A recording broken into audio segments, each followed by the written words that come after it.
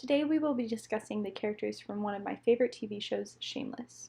We will be answering the question, how did the Gallaghers pass down their red hair trait? First, we have to draw the pedigree of the family. Clayton, Ian, and Debbie are the only ones in the family who have red hair. How did they inherit this red hair? First, we will try to see if this trait is Y-linked.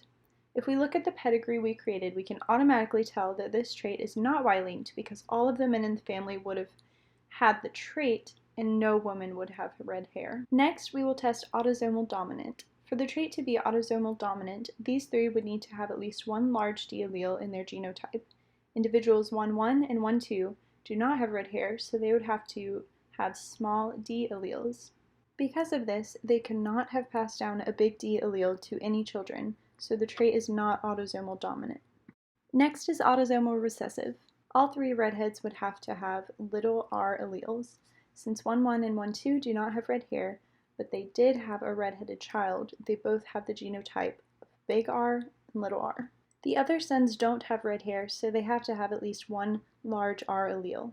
We can figure out the probability of their genotypes by drawing a Punnett square. We find out that the other two sons have a 2/3 chance of having big R, little r, and 1/3 chance of having big R, big R. Since Debbie has red hair, she would have had to inherit a little r from each parent, which makes both of their genotypes big R, little r. This means that the genotype for the rest of the children who do not have red hair are 2/3 big R, little r, and 1/3 big R, big R, as seen by this Punnett square.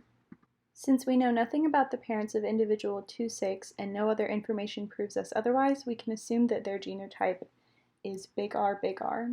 The same can be said for individual 3-8.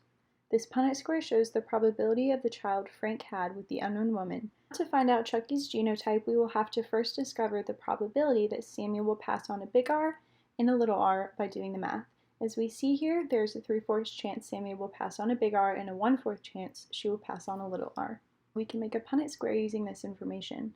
Now we have found out that there is a 3/4 chance Chucky has two big R alleles and a 1/4 chance he has big R, little r. All of this is consistent with the trait being autosomal recessive.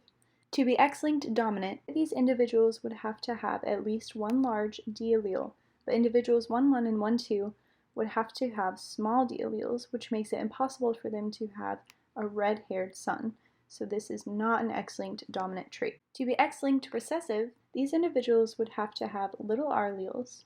Individuals 1-1 and 1-2 could pass traits with their offspring, but when we get to Frank and his children, we found out that Frank could not possibly pass on a little r allele to his daughter Debbie, so this trait is not X-linked recessive. The red hair trait was autosomal recessive.